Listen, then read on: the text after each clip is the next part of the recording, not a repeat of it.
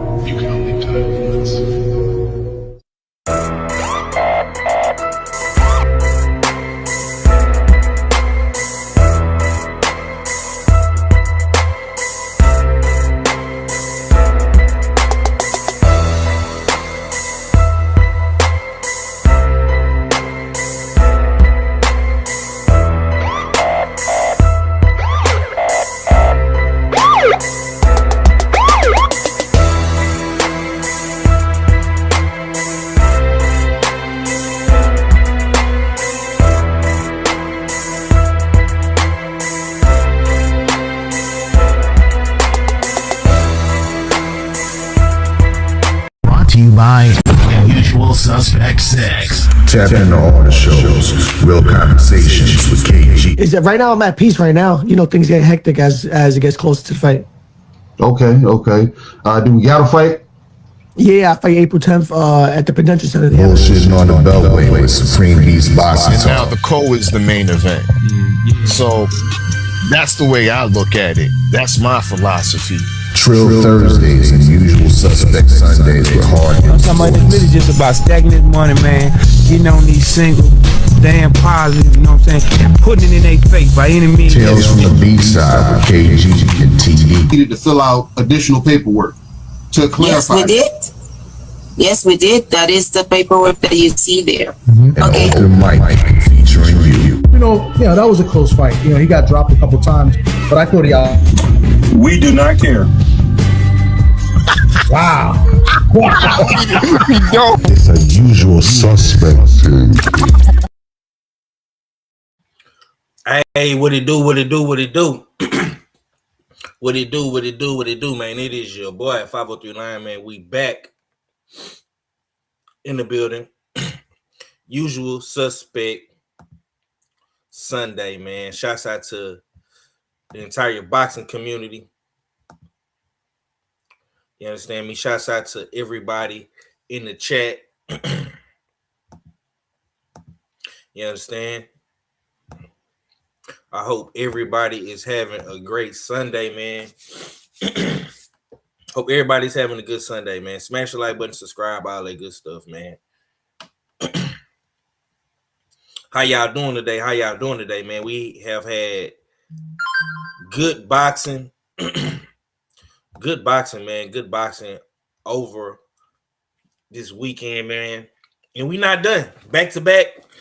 We got boxing on Sundays. Had great boxing last night, man, on Saturday night, Saturday evening. Boxing in the UK.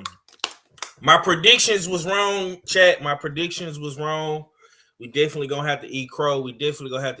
Man. Ryan Garcia, he pulled up. He showed up, man. He showed out.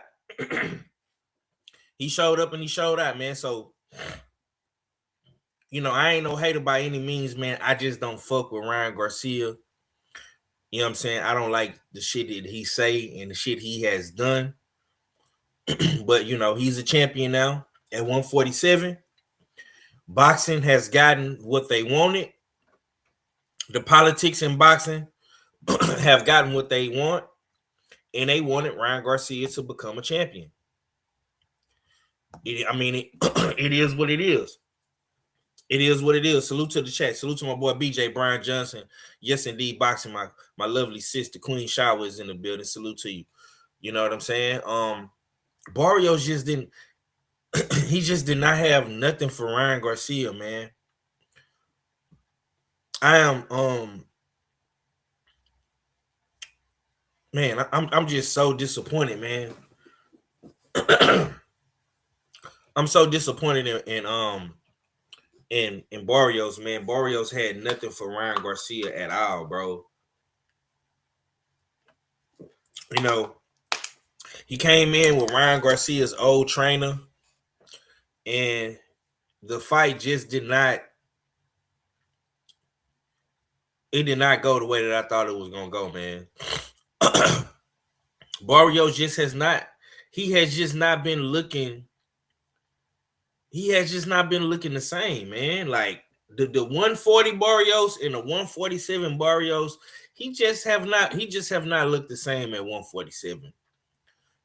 He only had one great performance against Ugas. And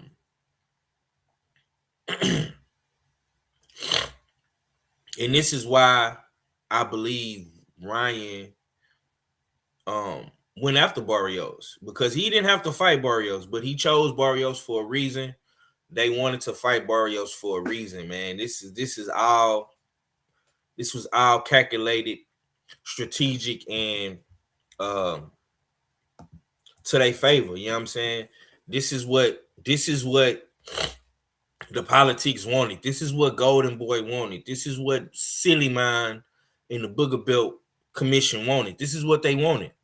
They wanted Barrios to lose to Ryan. And it took three chances, 3 tries for Ryan Garcia to become champion. And they finally got what they wanted in the third fight. But overall, though, man, like I say, good card. I think the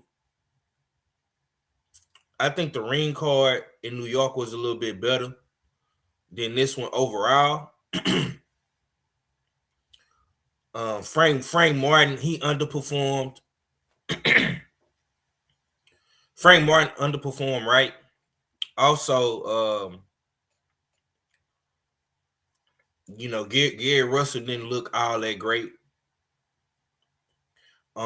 We all know what happened with Africa Richardson Hitchison. He pulled out. That was a big letdown. That was a big disappointment. I just, man, this card just didn't. It just didn't hit for me. Like I say, man, the 2 fighters who I really wanted to see, I'm gonna just keep it a bean. Like, they underperformed, man. Like Ryan did what he needed to do, man. But this card just did not hit the same for me, man. We got R fella in the building. You know what I'm saying? Jay Steele's the R fella. What it do, Jay?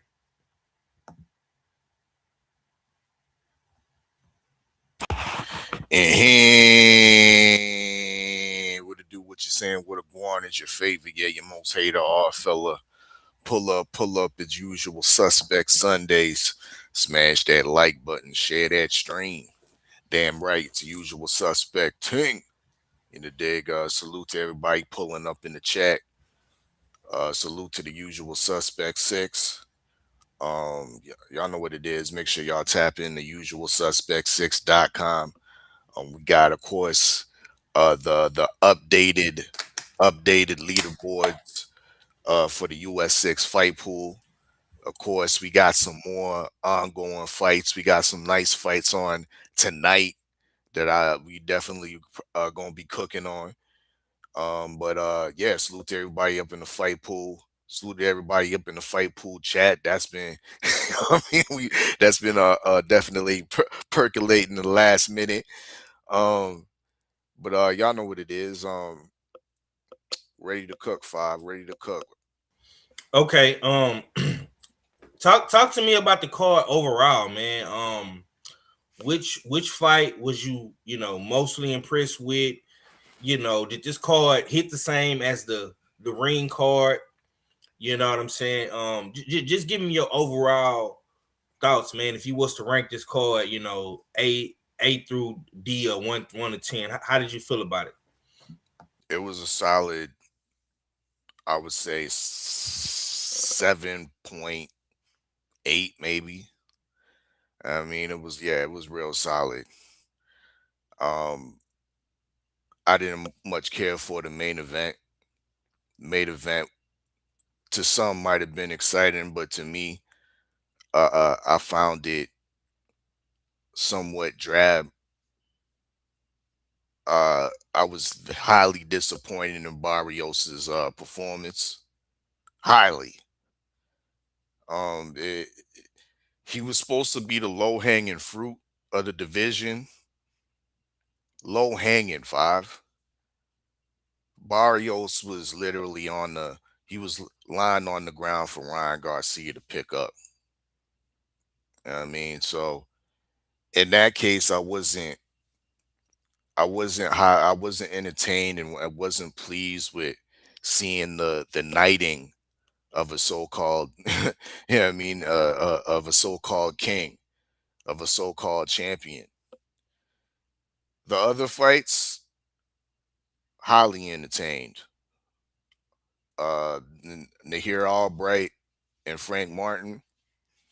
I have to tip my hat to Nahir Albright. I was talking shit on salute to Ryan from the six. I was talking shit up in his chat talking about, yeah, Albright gonna get put on a t-shirt. I mean, because I was fucking with the Ghost Heavy. And it almost seemed like it was going that way.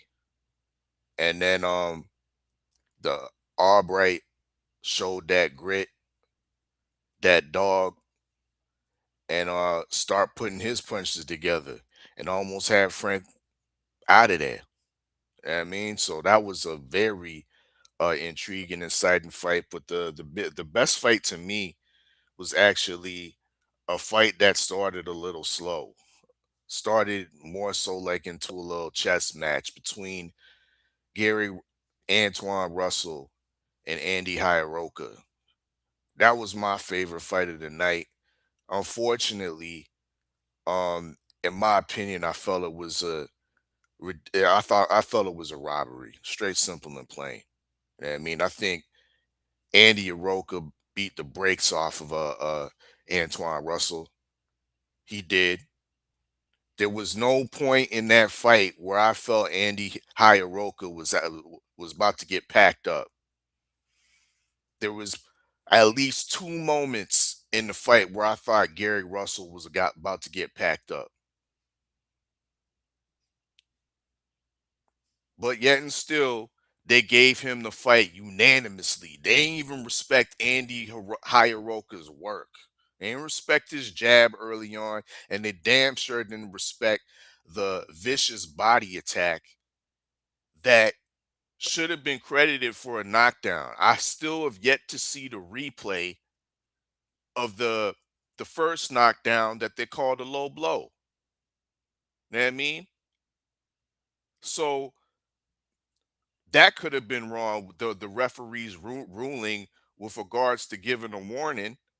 So when the second time that that it happened, which was of course a legitimate foul, you know what I mean? But was it intentional? I don't believe so. But in a championship fight like that, the referee was quick to take a point from the foreign fighter. You know what I mean? That flew in on just came in on Thursday on visa issues. Brothers jet lagged and all that. And look at the type of performance that brother put in. Hunger. That's why I was telling everybody that would listen. You know what I mean? Andy Hierarchy dude ain't no joke. So I'm kind of cool with the fact that he validated himself on Saturday night with that. Even though he didn't get the win, that performance validated him as a true player at 140. He whooped Gary. You know what I mean, the once again, I'm not. The zone needs to do something with their commentators. There was so much over glazing going on Saturday night. I'm surprised the whole ring apron wasn't sticky. I mean, they're gonna have to get it deep cleaned in the T-Mobile Center with the amount of glaze that was being spewed by those zone commentators. You know what I mean? Uh, just ridiculous amounts of glaze. A lot of niggas got diabetes right now because of that Saturday night, and they don't know why they feeling this way. It's because of them trash ass commentators. You know what I mean? I'm suspicious if it was a really packed house, if it was a sellout five, because I kept on looking up into the rafters to see, and the lower bowl, I mean the upper bowl didn't look filled up. It didn't look like totally packed. So once again I'm questioning Ryan Garcia's star power. Of course, we heard the confirmed reports that if you was a DAZN subscriber, you was getting them tickets for half price.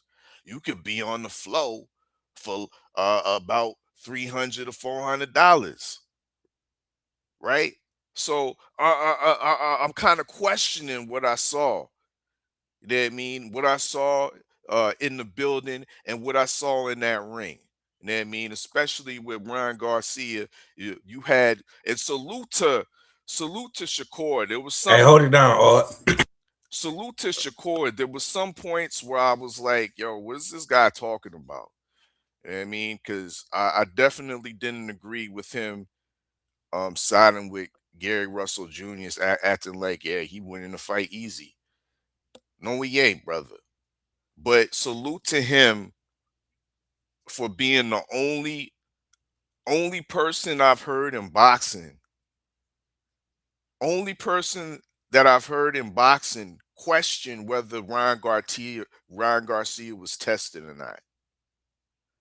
All through the lead up to this so-called knighting of a champion, I never heard one reporter ask how many times have you been tested for this fight? What type of testing is going on in this fight? Is it being overseen by VADA?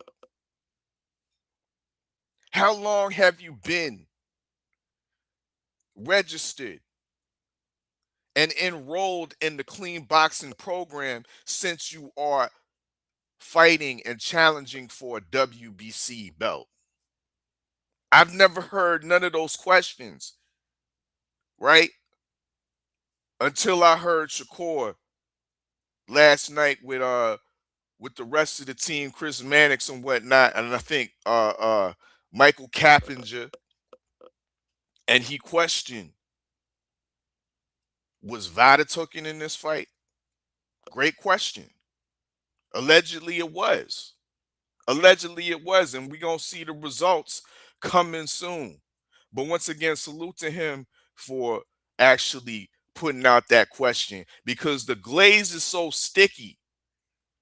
The glaze was going on so thick that they refused to ask those important questions when you're dealing with a drug cheat. Yeah, man. I think my brother Allfella is on to something, man.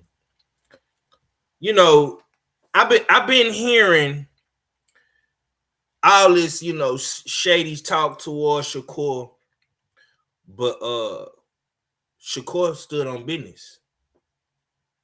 Yeah, Shakur stood on business, and he addressed the elephant in the room. He didn't get up there and play corporate, Mr. Nice Guy, Mr. Coon Man. He didn't pull a Tim Bradley. You know what I'm saying?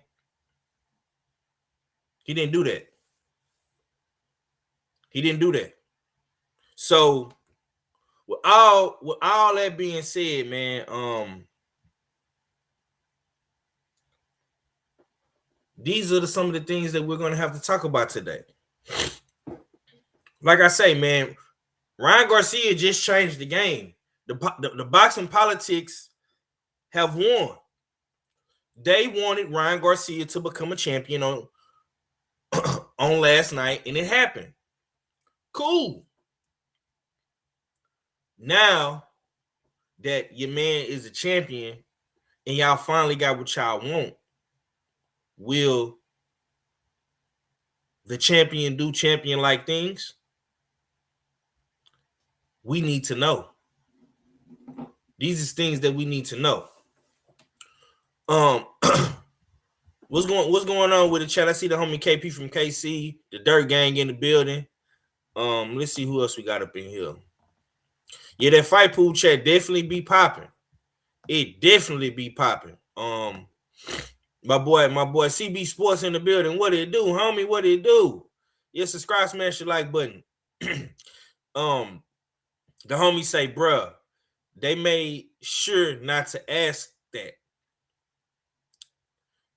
But Shakur brought it up. See, everybody be liking to make it seem like Shakur is just this hoe ass individual. He's so hard to deal with. He's a coon, he's this and he's that. But out of all other fighters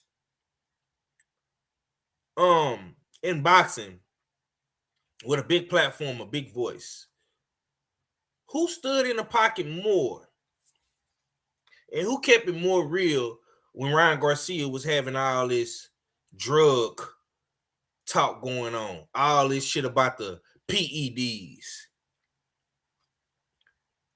When they asked Shakur about Devin Haney, Shakur kept it all the way real, bro, and we seen that again last night. So salute to the salute to the guys, man. Salute to my brother Dirt Gang Boss in the building. Salute, bro. My sister, yes indeed, boxing. Yeah, man. Usual Suspect Sunday, man. We still got more boxing to cover today.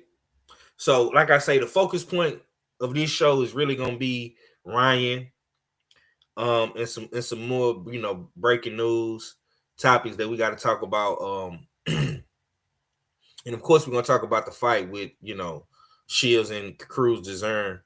But first things first, man. Let's ask the question that everybody wants to know. And that question is, would you rather see Shakur or Devin versus Ryan next? That is the question that is, the main topic, man. I see Ring is pushing for either Devin Haney or Shakur Stevenson to get this fight. Devin Haney was not in the building last night. I'm surprised I did not see him. But we did see Shakur there. Shakur held it down last night. I come back to you, Allfella, the mad scientist. How does US6 number 5 feel about this, man? Would you rather see Shakur or Devin versus Ryan next? In all reality, when you're talking about built-in storylines,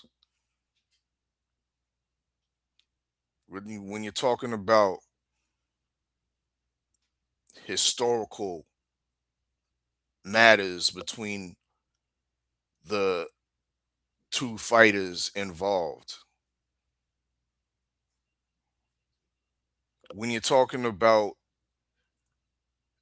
the most logical, most sensical fight with regards to they're in the same division and they are both belt holders right now, the obvious choice has to be Devin Haney. Once again, Ryan Garcia undeservedly has been knighted, given the opportunity to walk away with a belt. Didn't even have to snatch it. Barrios just gave it up to him. Right? Everybody loves a good unification. Everybody knows that when you put it when you put the unification tag on a fight, that automatically boosts up the coin. That automatically levels up the amount of money that's going to be generated. Then you add on the factor that you got two of the biggest names in boxing, including tagged on to that. Yeah, that makes the most sense. Devin Haney versus Ryan Garcia. Unification at 147. Cool, yeah. Shakur is a big fight. Yeah, Shakur, salute to him for being there. You know what I mean? But really and truly, that should have been Devin in Shakur's spot last night. He should have been behind the microphone. You know what I mean? That wasn't the MSG. That was the T-Mobile Arena in his former hometown, so to speak, in Las Vegas. I want to see Devin Haney versus Ryan Garcia next, if anything. But I'm hearing there might be another twist in the situation, 5. But I'll get to it later.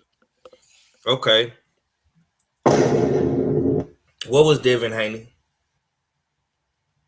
What was Devin Haney, Chad? Let's talk about it.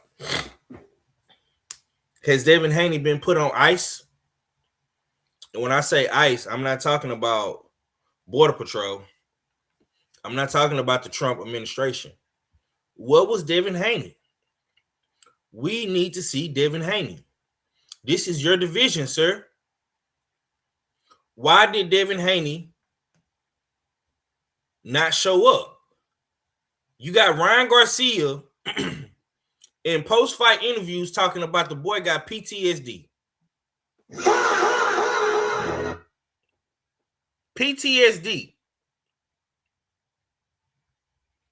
You should have been at that press conference to debunk that, Dev. For a whole year, I seen, and salute to the homies, this ain't no disrespect to the homies, I seen the homies in the community, in the LDBC, all over. Keep Ryan Garcia's name relevant through the algorithm. I seen you sit ringside in Times Square when he lost to Rolly.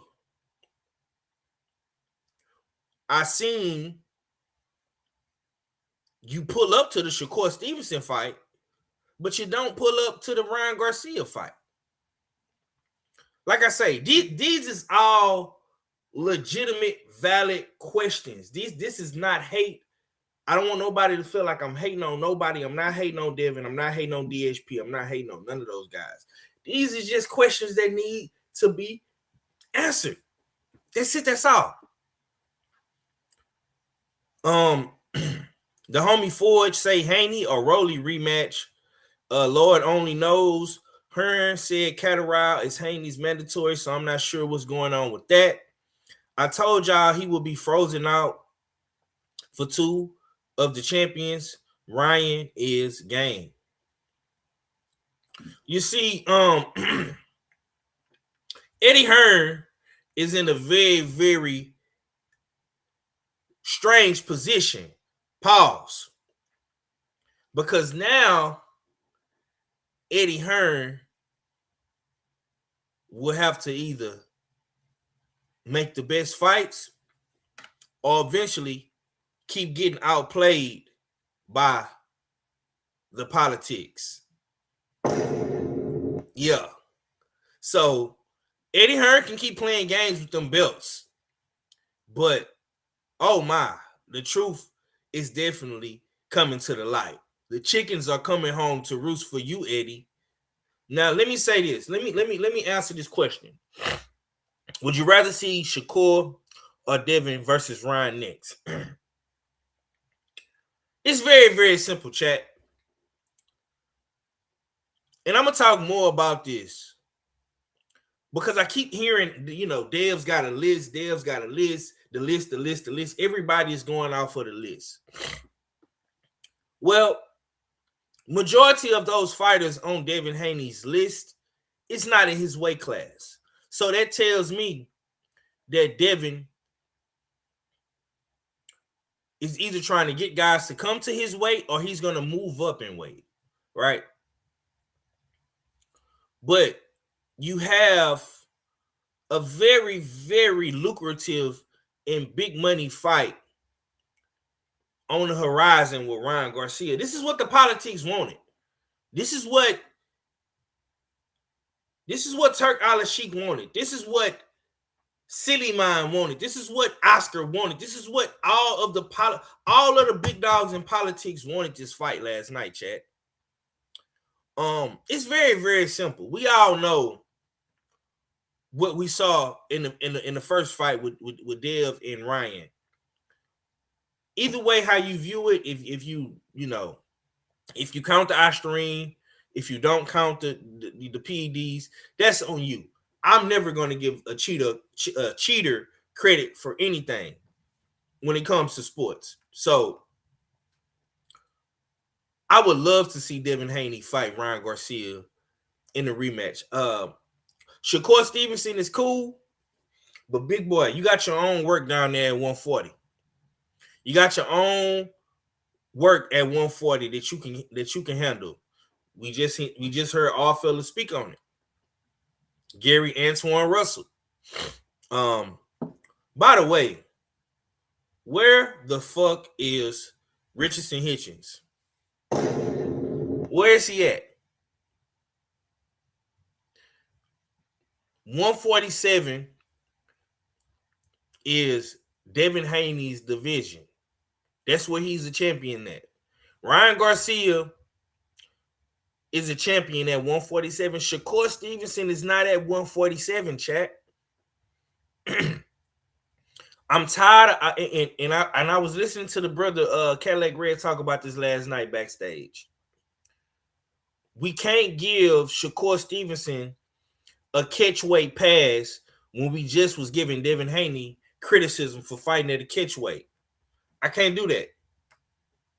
I told Red that when this shit first started popping out for Shakur. Shakur, if you gonna play around with these dudes at 147, fight them at 147.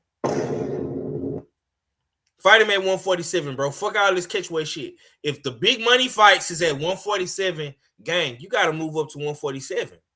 I don't want to hear all this. Oh, I'm not a real 147 pounder. Oh, I'm too small, man. I got to fight these dudes at. Nah, bro. No. Because you look mighty decent at 140. Could you move up 7 more pounds and fight those guys? Brent Fox says Stevenson should fight Ryan next. Listen, big bro, that's cool. He could fight Ryan next. If Debo Dev, if DHP don't want that fight, that's cool. I'm with it. But Shakur has to go to 147 and fight Ryan Garcia. I do not want to see no catch weights at um at those, at those situations. I do not want to see that. But it is what it is, man. All fella, I ask you, man, how do you feel? Because it was a big argument last night when we was watching the fight. How do you feel about Shakur trying to campaign at a catch weight versus going to 147? Do you feel that Shakur can move up to 147, or are you cool with the catch weight campaign that Shakur is out here running?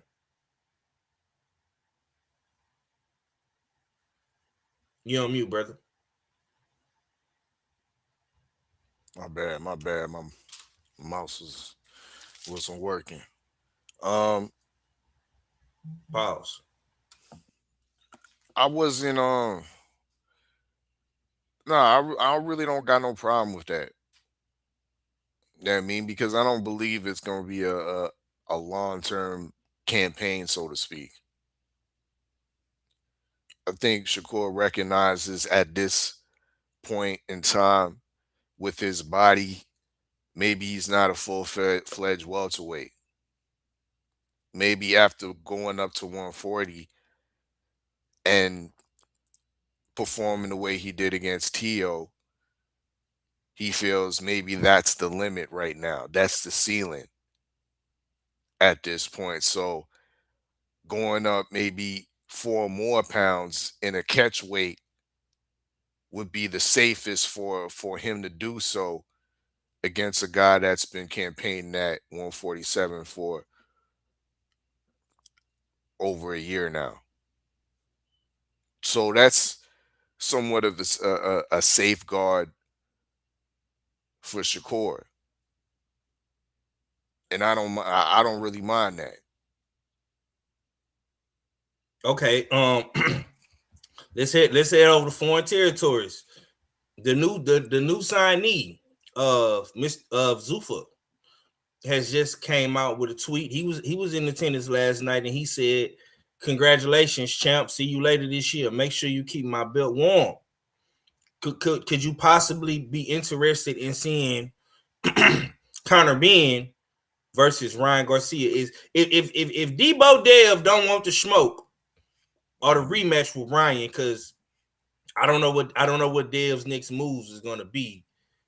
Would you be interested in seeing Conor Benn and Ryan? Most definitely. Most definitely, I'd be interested in seeing this, and it's a real possibility that this fight might be the fight next for both of these guys. Um, let's look at the tweet that he said. Once again, congratulations, champ. See you later this year. Make sure you keep my belt warm. Now, I don't know what that means because, of course, everybody that keeps their ear to the boxing street knows that Conor Benn and them has signed with Zuffa Boxing. And of course, Zuffa Boxing does not recognize the WBC under their campaign. So I don't know what he means by keep the belt warm, because you won't be trying to challenge for that belt kind of if you were to fight Ryan Garcia. Now, here's how this kind of makes sense to me, because this deal with Zuffa Boxing that kind of Ben took, I believe it's been reported upwards of $15 million for one fight. For one fight, five. You know what I mean? So if it's for one fight, I'm thinking that Zuffa is trying to get they money's worth. So For one fight at 15 million for a guy that's never won a belt, never won a world title belt. You would think that Zuffa is going to put him in there with another A-side type serious opponent. Now, looking into Ryan Garcia, his contract is supposed to be up at the beginning of this year. This fight that was fulfilled against Mario Barrios allegedly is the last fight on the Golden Boy contract. Could we see Dana White and OG Turkey Johnson open up the coffers to sign Ryan Garcia to Zuffa Boxing for one fight and get it on with Conor Ben and them? That's a real possibility when you have this fool talking about see you later this year. That's a real possibility when the Cold War is on. It's not even a Cold War, it's a hot war. The way Dana be coming at these promoters, calling Eddie Hearn, yeah, this is we smashing babies out here. This is a dude saying, you know what I mean? Because he done snatched Conor Ben out of nowhere. UK is shook to the ground because of this signing. You know what I mean? Conor Ben's a public enemy #1 in the UK right now. Yeah, we gonna get into that, man. But let's run this video. Let's get into some usual suspect reacts real quick, man. Let's see what Ryan, Bud, and Shakur was saying backstage last night. Let's check it out. It's the biggest fight right here. No, I thought you was bigger than this, bro. You know I'm not big. Wait, why do you think I was big? God, oh man. Wait, good luck. Thank you, bro. Hey, big Ryan winning that. You said what? Ryan's winning that. You don't want to bet on it. You don't want to bet on it. Ryan's winning that. That's easy. Scooby snack. Bro, that was good boxing, bro. You a boxer? Huh? You a boxer? Ryan's cousin. Ryan's cousin. What you do? Huh? I be boxing too. Yes, sir, my boy. Hey, nice to meet you, bro. Hey, congrats on that Canelo fight, bro. You did good, bro. Yes, sir, bro. Yeah, let's do it. Hey. All right. So Shakur was sizing up Ryan. He thought he was bigger than what he actually is. Bud don't be playing no games, man. Nah, Bud, check that little nigga. Yo, you a boxer? Yo, little nigga understood real quick. Like, yo. But for real though, should Shakur really be interested in taking this fight next, bro? Like, is this the fight for Shakur, or would you rather see him campaign at 140? I mean, in the traditional sense, of course, I'd rather see him campaign at 140. I mean, but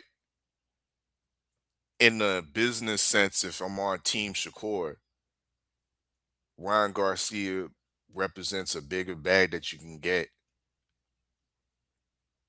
can't get at 140. You can't get that from Gary Russell. You can't get that same type of bag from a Dalton Smith, even if you was to go to UK and fight him. You know what I mean? So this is where I think this fight presents a big opportunity as far as generating money and generating notoriety. We know that this would be a type of fight because we see the type of glazing that the media has been putting on Ryan Garcia. What type of glaze and what type of spin will they put on when these two guys are matched up with, when Shakur is matched up with him? Shakur is going to be definitely coming in the fight as the villain. And that's easy work for Shakur. Easy work, a lot of notoriety for watching a guy like Ryan Garcia. Possibly might take a little bit of his fans depending on how he dispatches of him, if he don't take him to decision and actually stops Ryan Garcia or makes him quit, that's great PR for Shakur Stevenson, and then he can go back down to 140. Once again, campaign doing this catch weight shit, we can't look at it like, oh, this is what he's gonna get stuck into. Oh, he's gonna start playing tank games and shit like that. Nah, let the dude get his money, and we don't know where he's getting his vision from. For all we know, might be what OG Turkey Johnson wants. This was a Ring magazine event. They was the lead promoter of this shit. Look at right there. You see the poster already. They got Shakur as the A side. You know what I mean? This might be something that OG Turkey Johnson possibly wants next.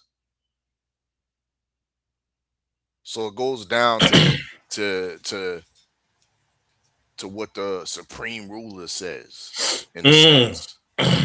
Yeah. Like I say, man, for me, I think all three fights are good fights. Honestly, like I say, my biggest issue is I would rather see I would me myself personally, I would rather see guys that are at the weight class. If Conor Benn is coming back down to 147, he's campaigned at 147. For the majority of his career, he has not been at 147 as of recently with the two Eubank Jr. fights. Like I say, to me, Devin Haney makes more sense than anything.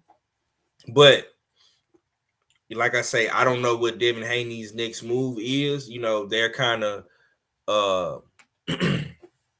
all over the place, with the lists and, trying to find opponents for Dev, between Keyshawn and Shakur, Xander Zayas, the rest of the 147 division.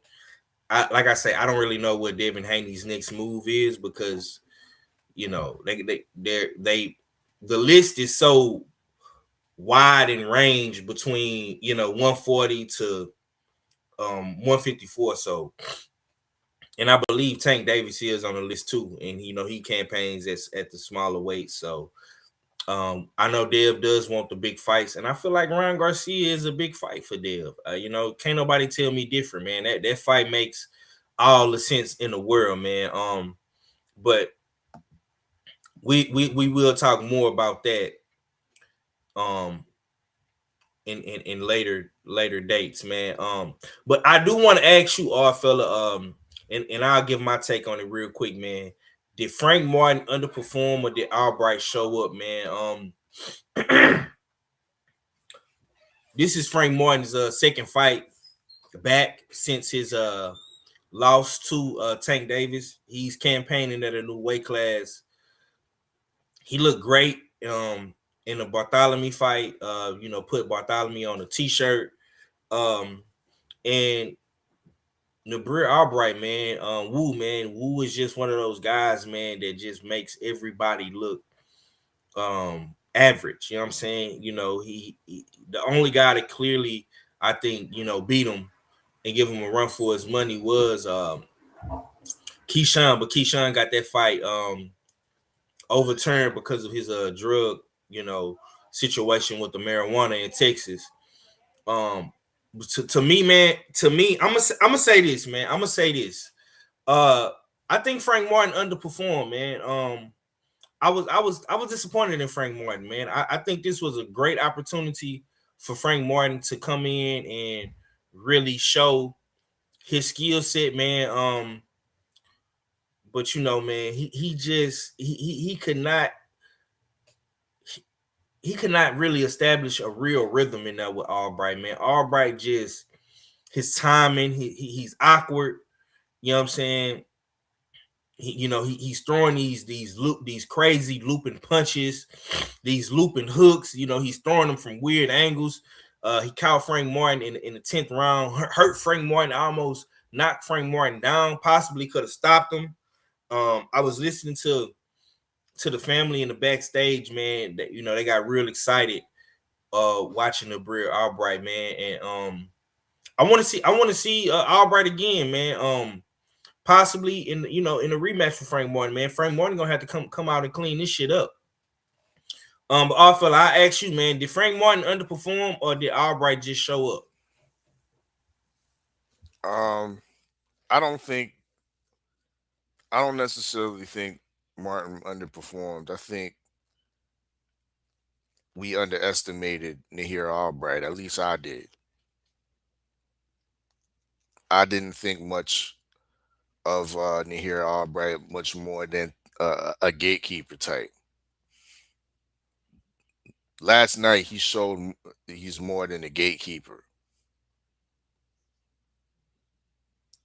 He like I said, he almost had Frank Martin out of there in the 10th round, but that's not to take away from the performance Frank Martin was putting on and displaying before that. Because there were stretches of the fight where Frank Martin was in control of the fight, was looking comfortable. I think just in and around the 10th round is Frank Martin got caught, made a mistake, was trading a little bit too much when he shouldn't have, instead of maybe taking the more cautious route of using his superior foot movement and lateral movement. But he was trying to make it exciting for the crowd, make it exciting for the fans. He truly believed that he was going to be able to get Nahir Albright out of there, and in turn almost got himself out of there. So I don't think he underperformed. I think Albright just showed improved. He's another guy on this undercard that validated himself as a true contender. No, nigga, I don't keep the gate. I got aspirations to be a belt holder too. Yeah, I'm inside the shark pool with the rest of these guys. So salute to him, and yeah, this is deserving of a draw. Okay. Real quick, man. I gotta ask you, man. I gotta ask you about this, man. I just seen this, man. We're gonna react to this right here, man. Earl Spence, man, linking up with Turk Al-Sheikh, man. Is this something? If we was to stare into the crystal ball, man, could you look into the future possibly and see a collab with Earl Spence and Turk Al-Sheikh, man? And let me say this.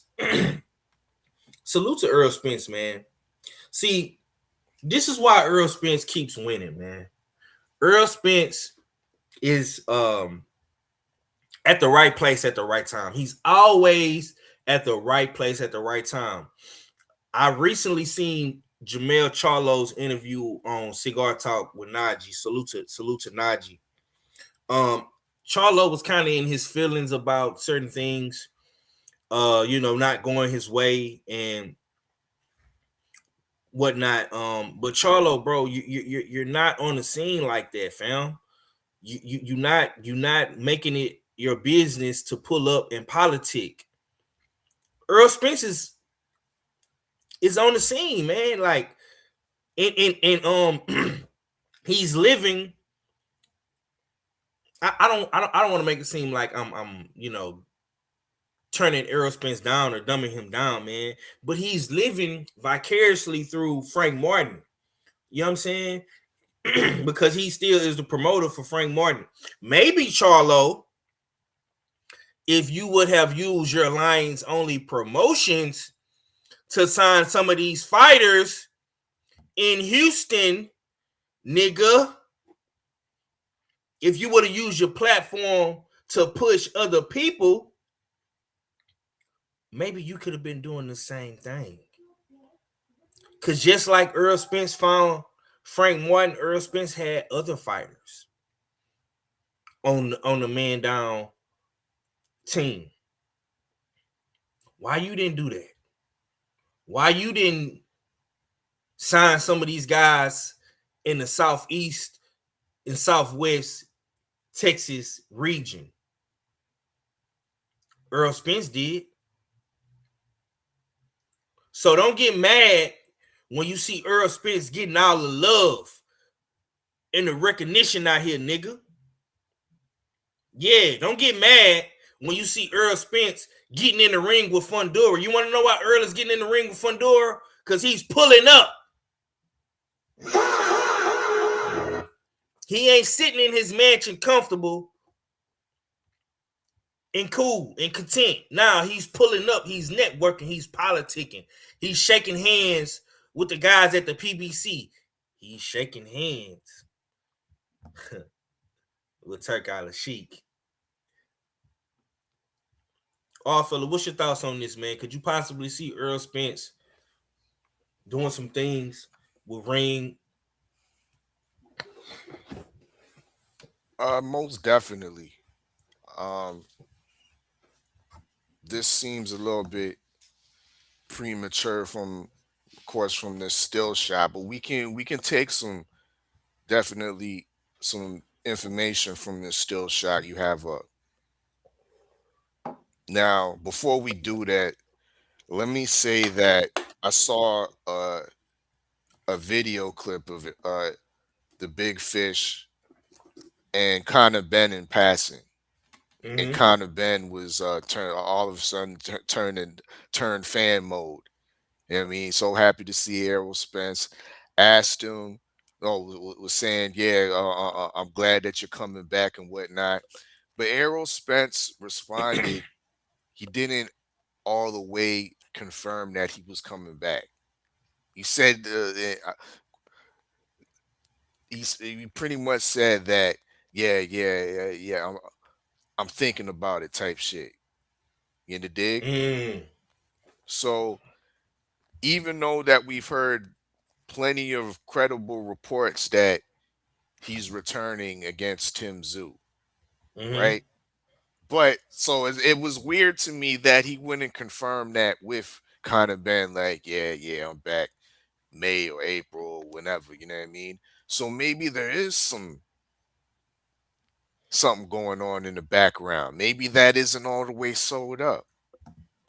And now we go back to this picture and we see the top boxers financier and OG Turkey Johnson. And put that picture back up, Five. Let's look at it again. Okay. We got OG Turkey Johnson. Look at the smile. Look at the stance.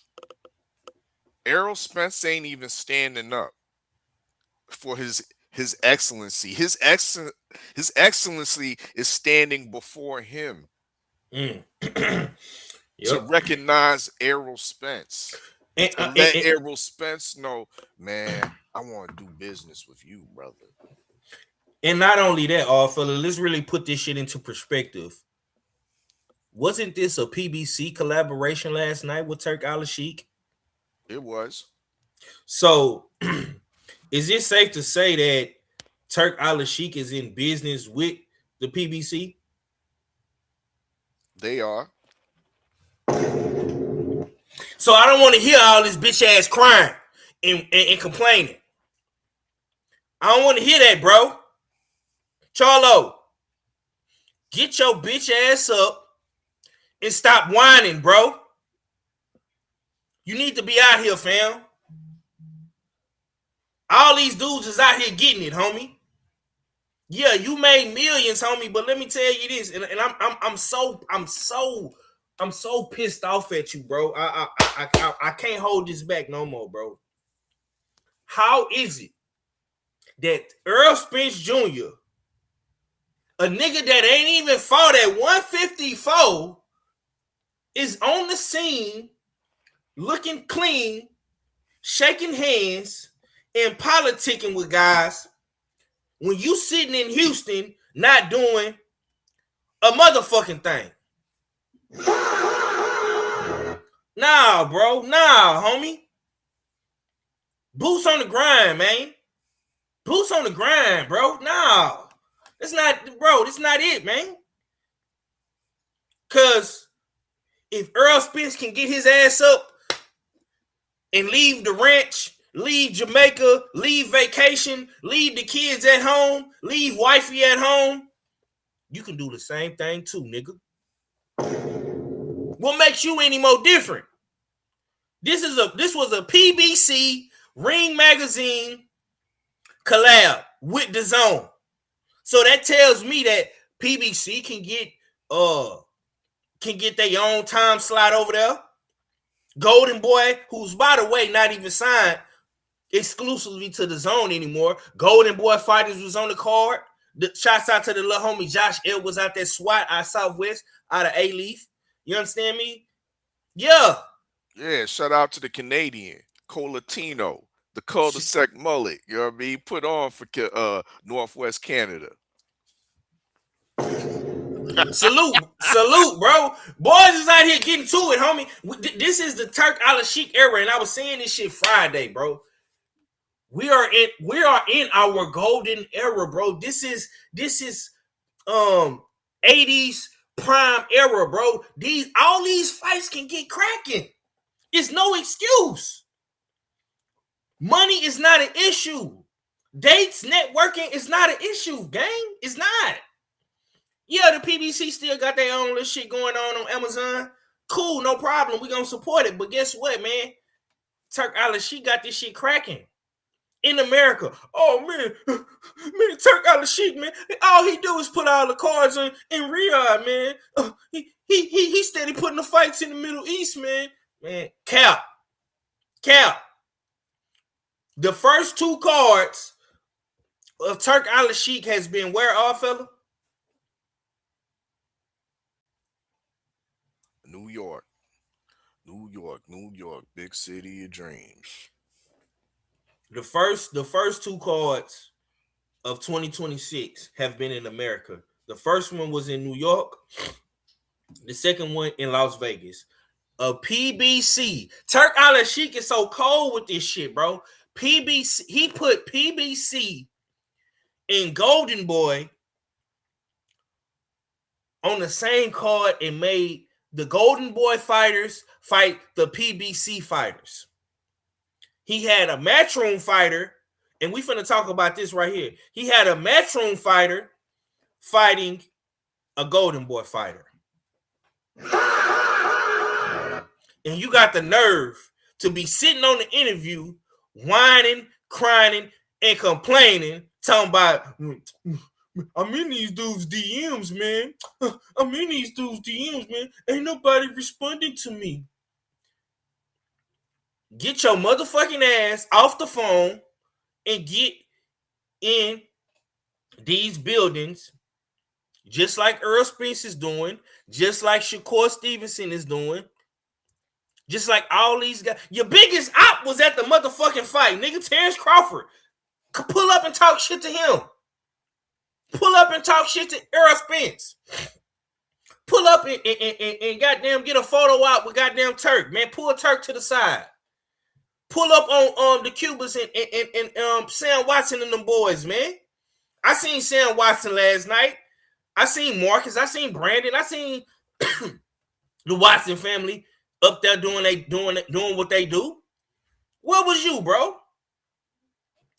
Fucking pissing me off with this bullshit, man. All right, man. Let's go ahead and talk about this real quick, man. Does Africa keep missing big opportunities, man?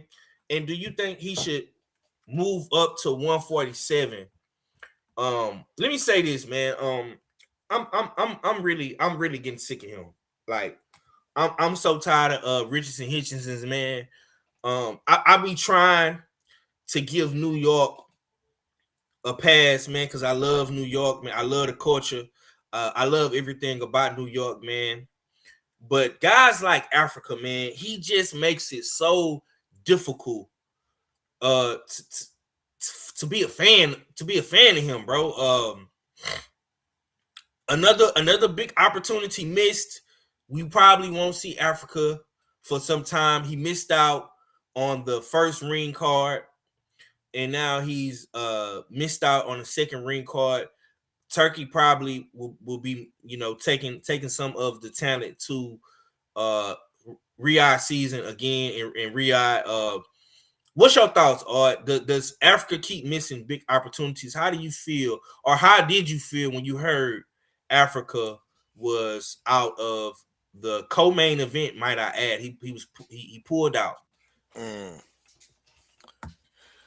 Yeah, I wouldn't say this was all the way a huge fight for Richard,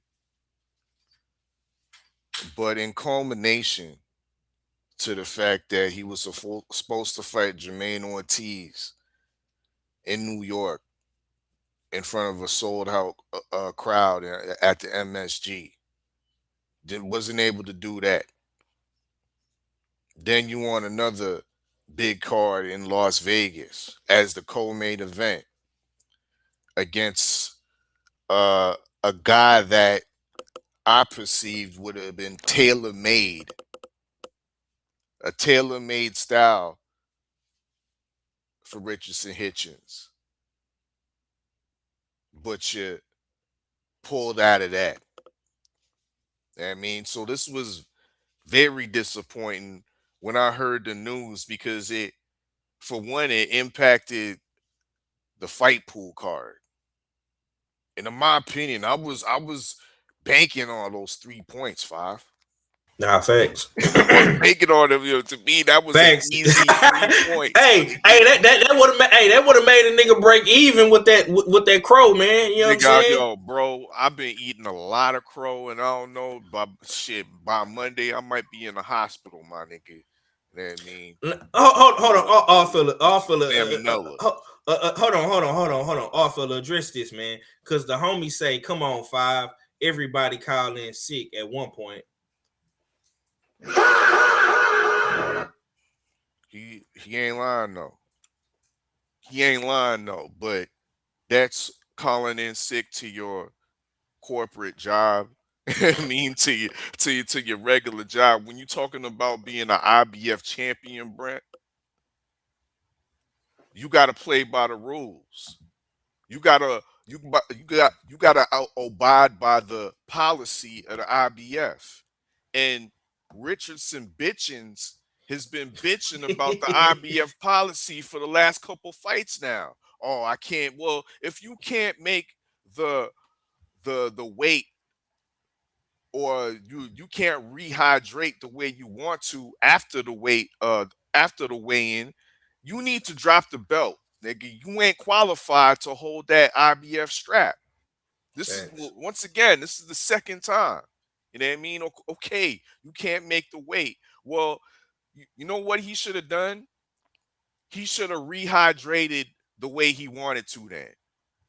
He should have rehydrated the way he wanted to and fight his fight against Oscar Duarte, and they can both get home and get paid and whatnot. You should have styled on Oscar Duarte the way he wanted to, the way with his regular weight.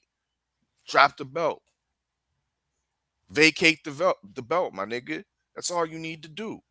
IBF need to take the actions, to me, effective immediately. Strip this nigga, because he ain't qualified, bro. Now, facts. And salute to my brother TD, man. TD just said some of the realest shit, bro. He said, tired of defending Hitchenson's. I really tried to be fair with Hitchenson's. I picked him to win by stoppage too. I had confidence in him, but what he did is suspect. Yeah, man. And he, like I say, even Tay-Tay, man. Tay-Tay is one of the nicest people in the world, man. And she even said it. If Africa keeps doing that, he won't be champion anymore. These is all New Yorkers, man. This is coming from New York, bro. Like, and see, what really pisses me off. See, this is the thing that pisses me off for Africa, bro. It's how you did it, gang. It ain't what you do, it's how you do it. This is something my pops always taught me. It's not what you do. If you wanted to pull out the fight, bro, you should have been pulled out the fight. You let Oscar Duarte go through camp pay his sparring partners, pay for, training at the gym, pay for meal preps, pay for all these things that fighters have to do in camp, bro. You get to the fight week, and you pull out the day of the fight. Most guys pull out, maybe a couple days before the fight, maybe a week before the fight, maybe 3-4 days before the fight, bro. You pulled out Saturday. I want to say this news dropped Saturday evening, maybe when we was watching the UK card with Lee Wood and Warrington. Nah, that shit dropped in the morning in the chat, bro. In the morning? Okay, yeah. Shit early up morning. I was like, damn, dog.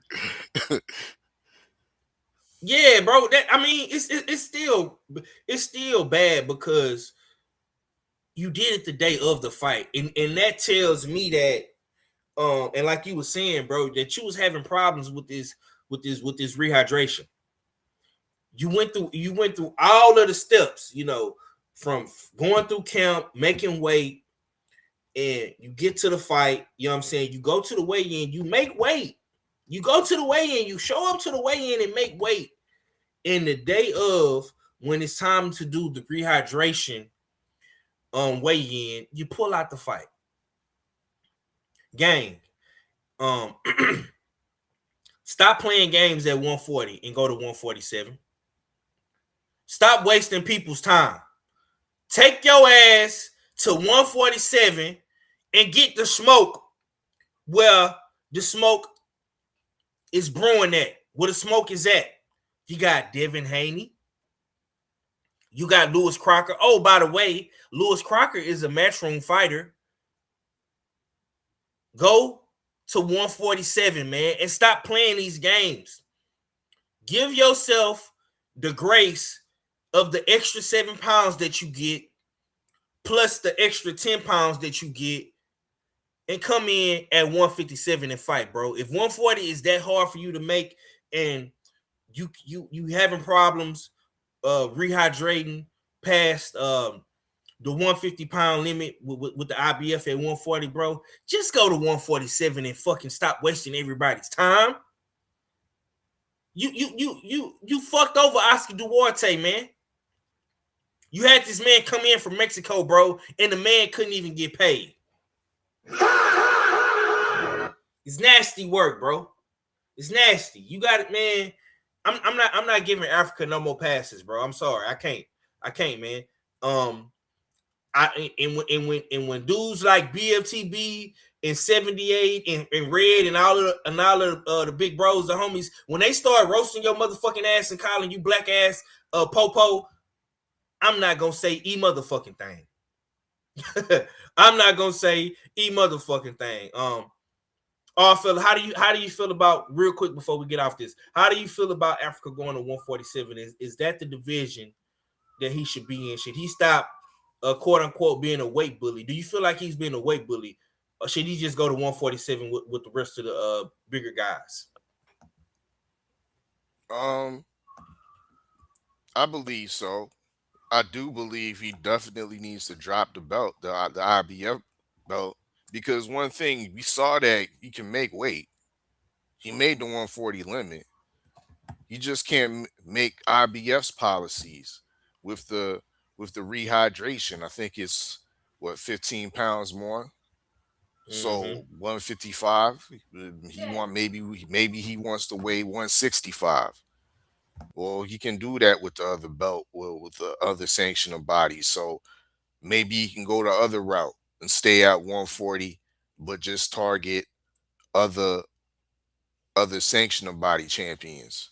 But of course, move up to 147.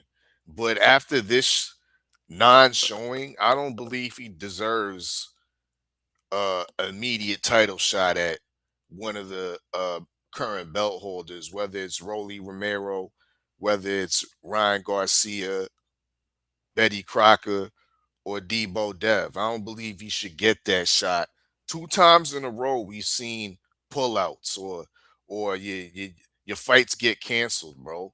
No, I think you need to kind of work your way into championship contention again if you're going to 147. I would like to see his true legitimacy tested by none other than the assassin Brian Norman Jr. Ooh, ooh, ooh, that would be a damn good fight, bro. You on to something with that one. I like that one, man. All right.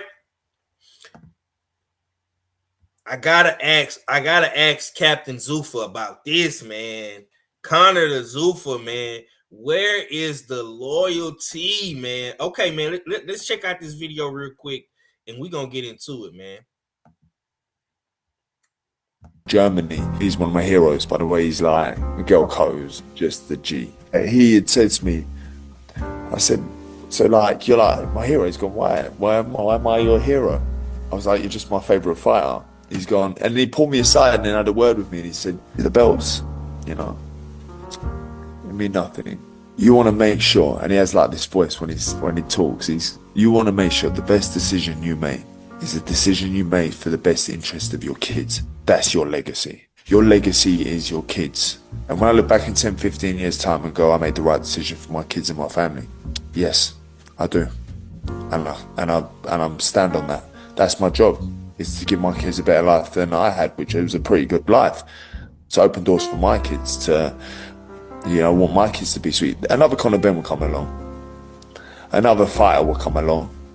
Ultimately, in 15 years time, when I'm done and retired, and when all is said and done, 10 years, 5 years even, will I have made the best decision for my family? Yes. Okay. You know, yeah, the belt's nice to win, and yeah, that is the goal. But ultimately, I want my kids going private school. I want my kids to not want or need for anything in life. I want my kids to understand the benefits of hard work. I want them to see the life they have because of the decisions I made. Are they comfortable? No. Is it easy? No. Is it bold? Yes. Spend some time with. Okay, that's one video. Now let's get into the meat and potatoes of this shit. My loyalty to Eddie, to DAZN, to Matchroom, you can't teach that. Don't know where my bread's buttered. You know, I'm well looked after at DAZN, well looked after at Matchroom. Get paid double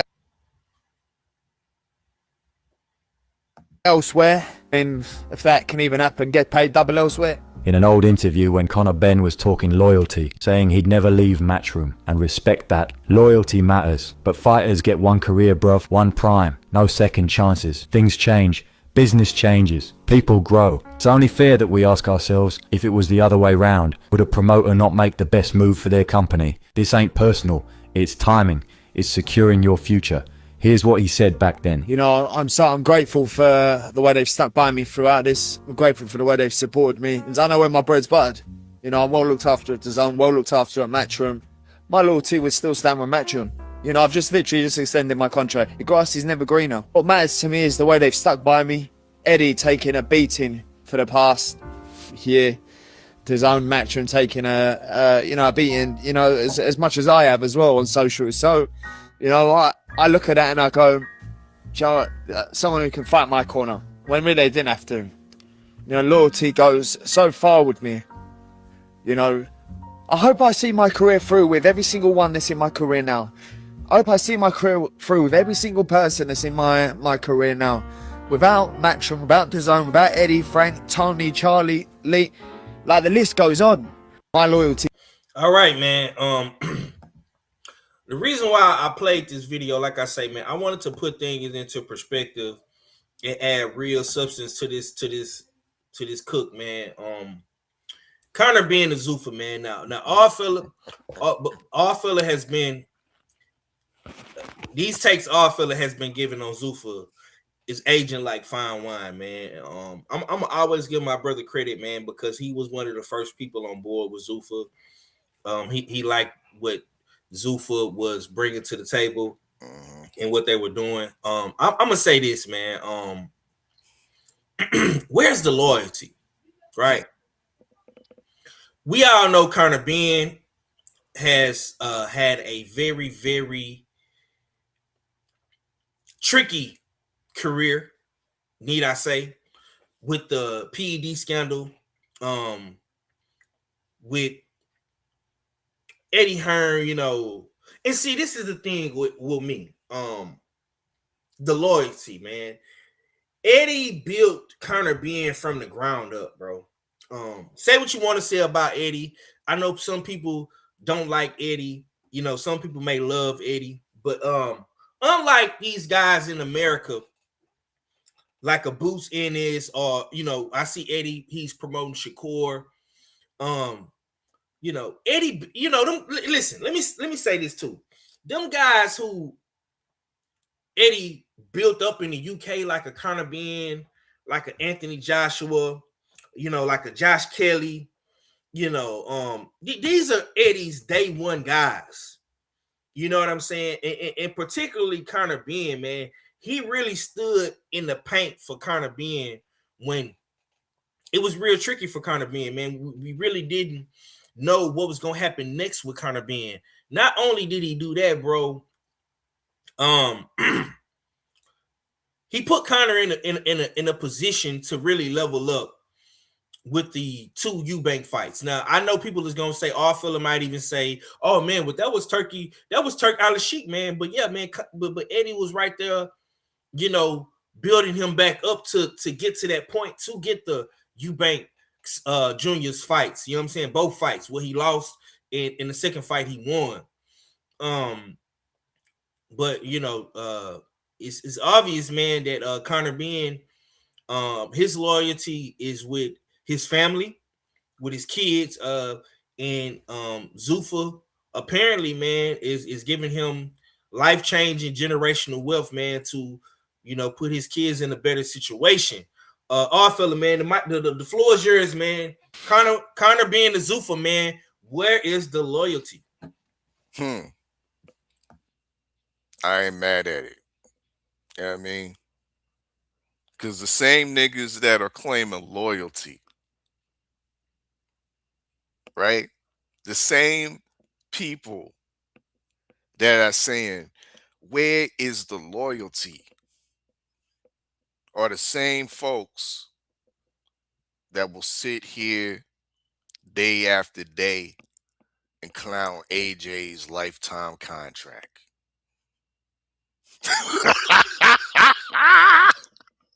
Yeah. AJ's lifetime contract. But let me put some perspective into this, because Eddie admitted that Conor Ben's contract and ran up.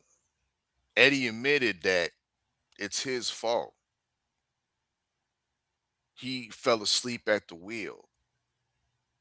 He wasn't wooing Conor Ben the way he was supposed to, because he thought it was all in the bag. He thought all that work that he put in previously, putting all the the dirty test, sweeping that under the rug, getting rid of the British boxing, his British boxing license. Yeah, Eddie Hearn was a part of that. Yeah, Eddie Hearn was the part of that during that what was supposed to be a suspension for those dirty tests, was a part of getting him fights over in the US of A. Yeah. You know what I mean? Xavier Roscoe got a fight with him at 154. Peter Dobson, that was his second fight at 154 in the United States under commissions that would allow it.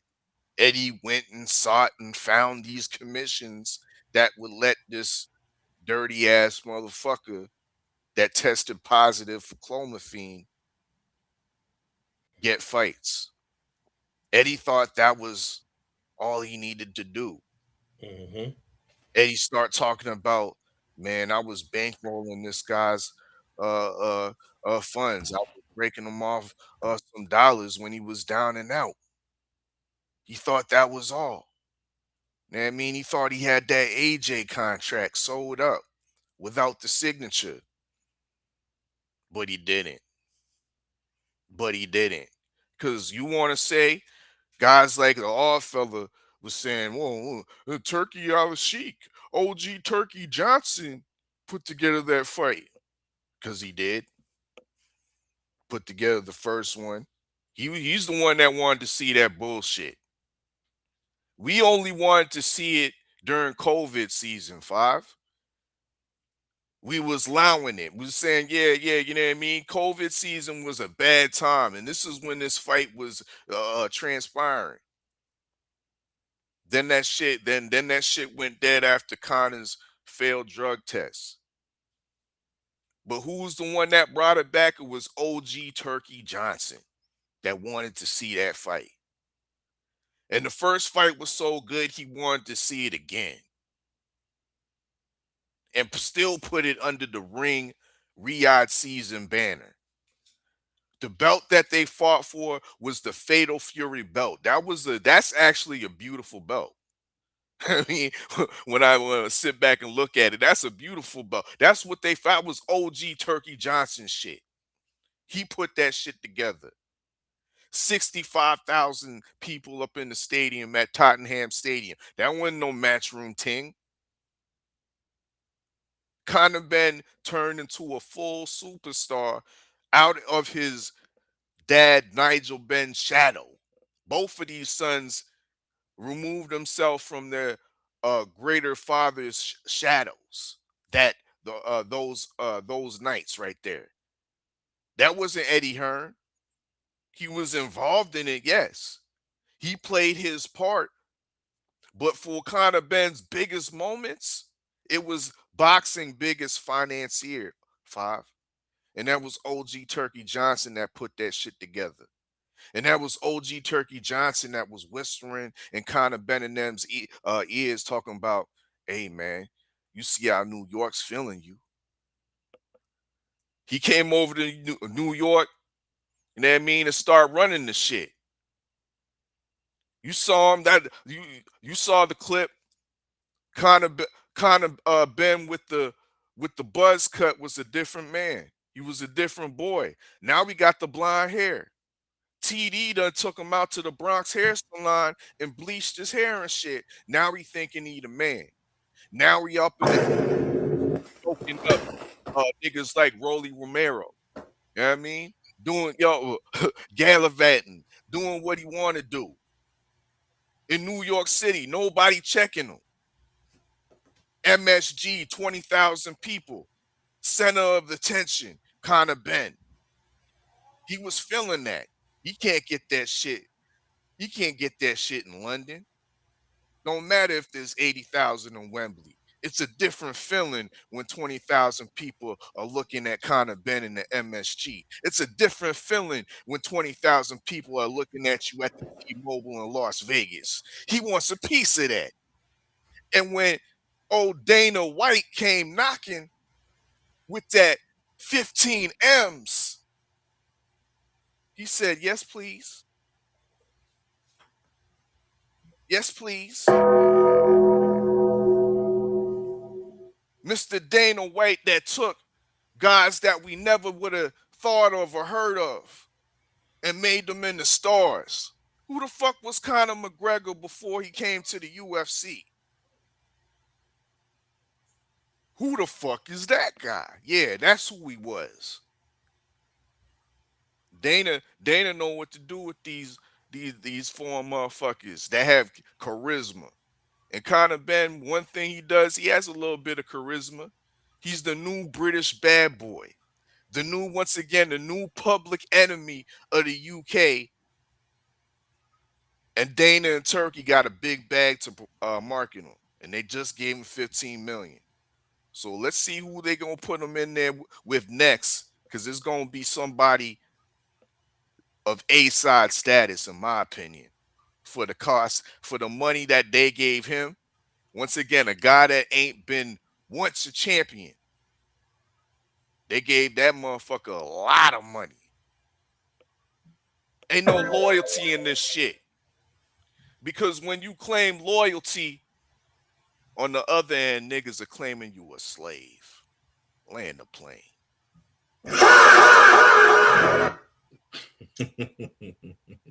Sensational. we got Mizek in the building, man. Stay ready in the building. What's going down with the B-Mac? How you feeling, brother? Man, what's grooving on me, man? I thought I missed you. I ain't gonna lie to you, cause I seen you go live, but I couldn't jump on because we were recording. Well, we were setting up to record. We just finished breaking down and leaving out. And as soon as I did, I jumped in the truck. I jumped on because I seen you were still live. I'm like, I know he getting ready to close it out, but let me jump on to see if I can throw a take in or two. You know what I'm saying? Appreciate that, big bro. Appreciate that, man. I know you be moving and grooving and doing shit, man. But whenever you pull up, man, it always yeah, man. It always it's always good to see you, man. Man, Okay, bro. I'm trying to hurry up and get back to the high. I got the oxtails in the oven. I put on in the morning. Okay. Why we got you on, man? I don't know. You know, if y'all talked about this on the Agnew on the AP, I'll be watching when it drop. Sometime next week, man. You gonna love this episode. Okay. Bit. The whole team back today. Yeah. Okay. Connor being a Zuffa, man, where's the loyalty, man? How does Mac feel about this, man? Talk to me. Man, it's business. This is what I'm gonna say. I said it. I said it on the Agnew, so y'all gonna hear me say it on here. Why didn't Eddie have him under? He hasn't been under contract with Eddie for a while. Why didn't Eddie have him under contract? What did you expect was gonna happen when you didn't have your main one of your this supposed to be your friend? He's not under contract. What did you expect to happen? Then he said he wanted the Shakur fight, and you said I'm not putting him in there with Shakur. So that also threw something in his heart, like you didn't believe in him. You just signed Josh Taylor and giving him the boots in his fight. Like he's seeing all that. Josh Kelly? And yeah, Josh Kelly. Yeah. He's seeing all that and wondering like what's going on and why am I not getting signed and why I'm not getting paid. So yeah, all that's starting to add up and it's not looking good. So when you look at it like he not returning your call, nigga, why would he? Why would he even have to call you so you can match what Zuffa was offering? Why didn't y'all already have him under contract? Like that's the question you should be asking yourself. Now I will say this: as a grown man, you do deserve to call somebody who has looked out for you in the sense of when you went through your PED shit. Who's somebody who was fighting for you through your PED case with the BBOC? Somebody who's looked out for you, giving you hundreds and $1,000s, even though the nigga recruit that on the back end. We ain't gonna talk about that. But yeah, I do think as man to man, you should have. He do deserve a call, but no, at the end of the day, bro, it's business. And what's something that we've said for years, the business of boxing is staying the business of boxing. Whether it's from fighter, whether it's promoter, whether it's manager, whether it's lawyer, whether it's network, whether it's turkey, the business of boxing is staying the business of boxing. And now we got a new entity in boxing, which is Zuffa.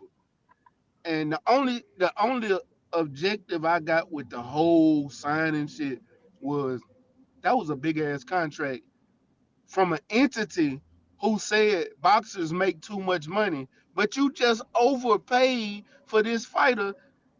And the main point of Zuffa boxing is because boxers make too much money. And you overpaid for Conor Ben? You could have overpaid anybody but a Conor Ben? Who is he beating? Matter of fact, name his best win. Eubanks. That's his best win. Name his exactly. Hey, you asked. No. I understand you, but I'm just saying. Yeah. Like, going to 147. Who do we think he gonna beat? That's a champion. Lewis Crocker. That's it. His countryman. He don't beat nobody else. What about the Gringo? Nah, I ain't gonna lie to you. You think the Gringo beat him? Nah, I got him beating the Gringo. I got him beating Rolly Romero. I got him beating Crocker. Only person I ain't got him beating is Deb. I don't think he beat Rolly. I'm gonna be honest with you. Rolly's looked different since he got with Ismail. I ain't gonna lie, he's looked different since he got with Ismail. The way I thought he was gonna beat Ryan and the way he beat Ryan, that's because of Ismail. He boxed Ryan. Mm-hmm. That's because of Ishmael Sadi. He don't be Rolling. That And nigga box Ryan landing now probably I ain't gonna less than 75 Yeah. punches, bro. All now these Ryan fights at he can be 147 is good. he can be Ryan. But is he going? But let me ask you, because I thought Zuffa wasn't fighting none of the other sanctioning bodies. I thought they was only doing Zuffa fighters. You know what I'm saying? Yeah. I don't know, man. I don't know, man. We would have to ask. We would have to ask Captain Zuffa, man. Yeah, he could give us some insight on that, man. Why did they overpay Connor Bean when they supposed to be bringing quote unquote structure to Man, incorporate I ain't gonna lie. to boxing? You can't ask Uncle Fester. Uncle Fester been goddamn me Nah, you ain't contradicting asking himself. under the fester. You asking Captain Zuffa, and that's I am him. You know what I mean? Oh, Yeah, he Yeah. asking That's you me. talking He about you asking talking me. about Nick? I'm Captain Zuffa. Oh, you Nick. Oh, I thought you were talking about Uncle Fester. I'm like, I ain't asking Uncle Fester. Yeah, Goddamn, that's he done what contradicted that's what these himself niggas the been whole calling me, time. Mac. That's what these niggas been calling me, Mac. They've been calling me But you Captain know what? Zuffa. Hold on. I'm not against. I'm not against Zuffa. I am Me against neither. the pay because the Zuffa been giving us some good fights, and I know a lot of people that can benefit from Zuffa. You know what Facts. I'm saying? We got so many local fighters and shit like that. I think are great because they trying to sign everybody. I think they benefit great from Zuffa, especially Mm-hmm. temporary contracts just to build themselves up, build their name up. I think Zuffa is a great entity right now, but but it's just the contradictions is killing me. Y'all Okay, not well making any sense. let me give you a small reasoning why to make it make some sense.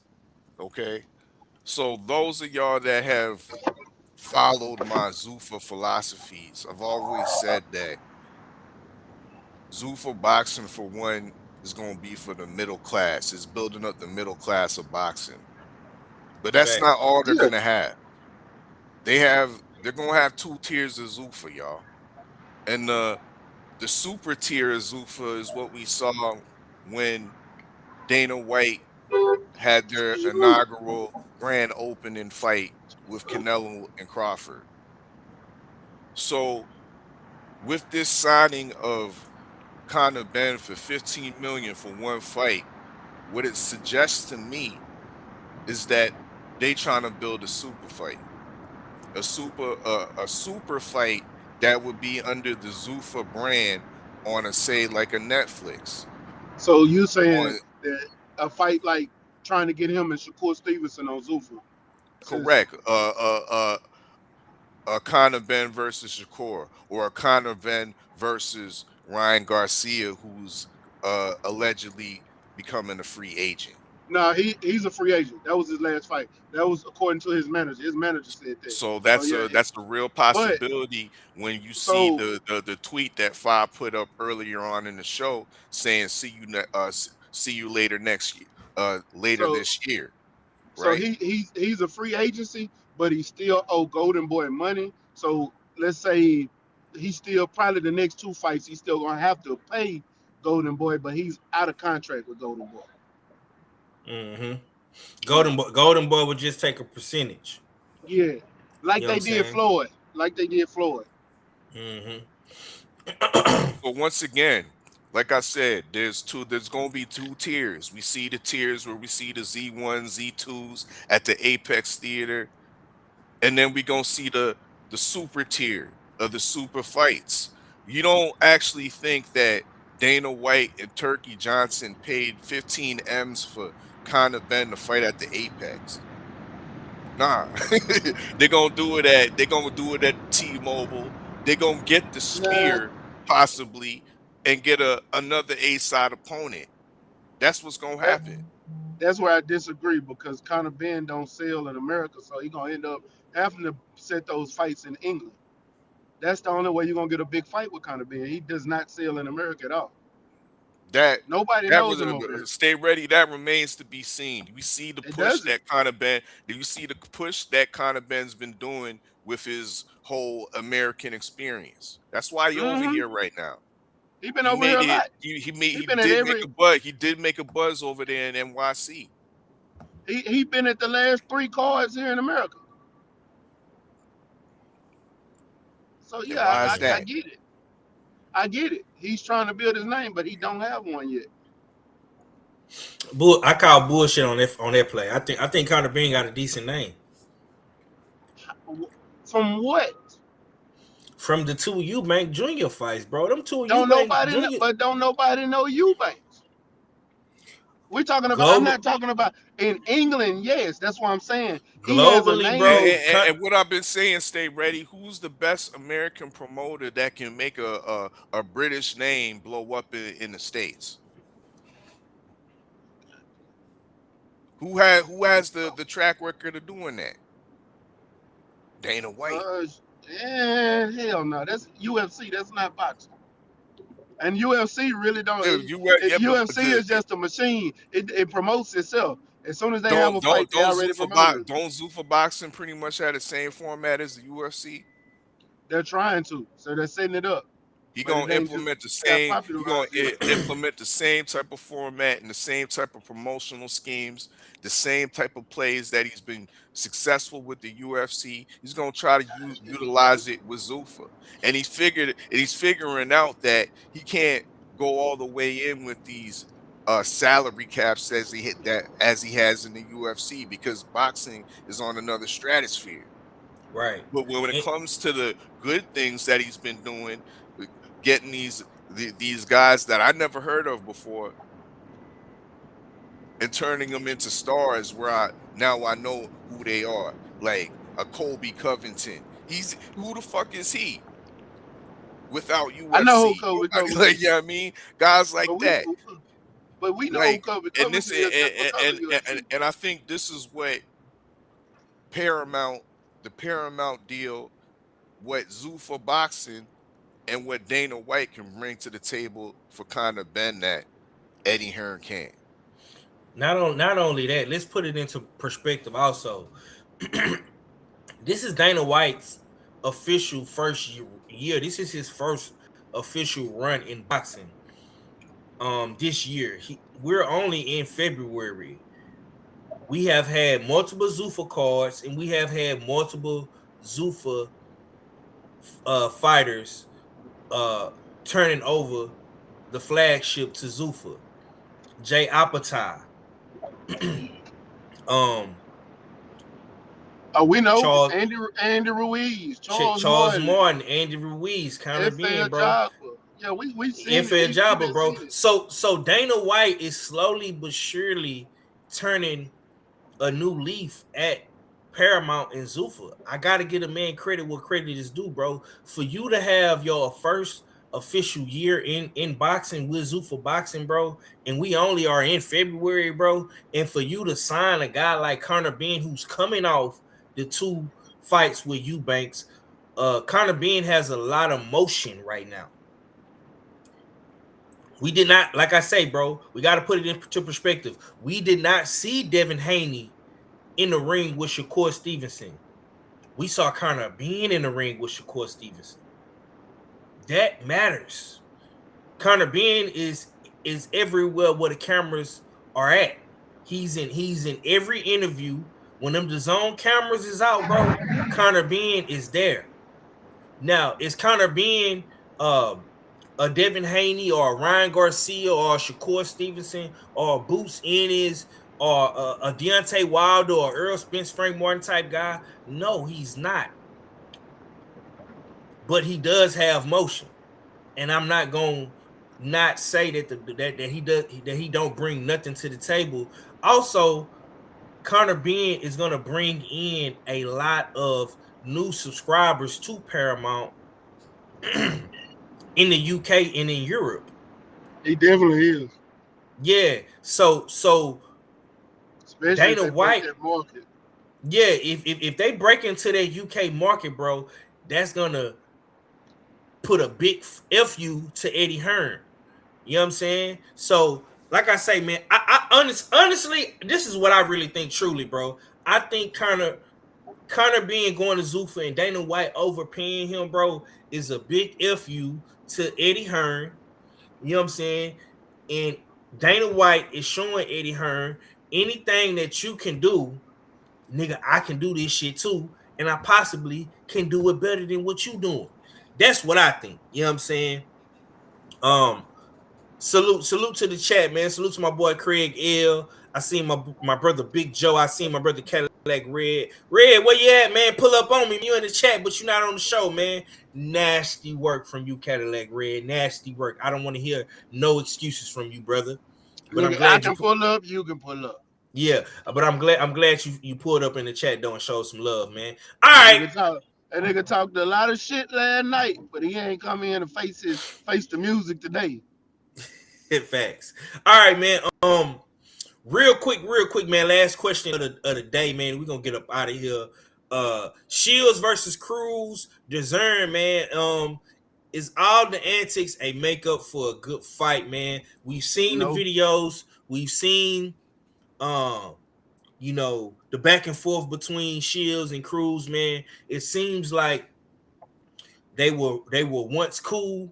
They were once cordial. They came up together. They turned professional together at the same time. Up out of the amateurs, they fought each other on a pro debut. We know that Clarissa did beat her, but Cruz has earned. She made her own way. You know what I'm saying? She's won multiple times. She's beaten top girls in and around women's boxing. You know what I'm saying? Mac, I ask you, man, with all of the shit that you've seen, man, all the antics, all of the altercations and everything, man, is this gonna be a good fight based off all of the beef and everything that's brewing? no, In the build up for this fight.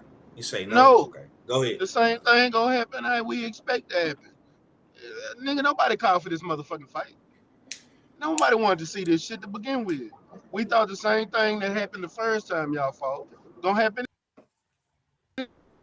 fight. And at the same time, like all this shit, y'all was sitting there placating to the fans because y'all besties, so y'all being theatrical, and some shit happened that y'all wasn't expecting to happen because the husbands got involved, and now y'all beefing.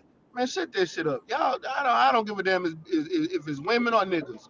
All that y'all shouldn't have been trying to be theatrical. Y'all ain't got to put on to make a fight. Nigga, we know y'all friends.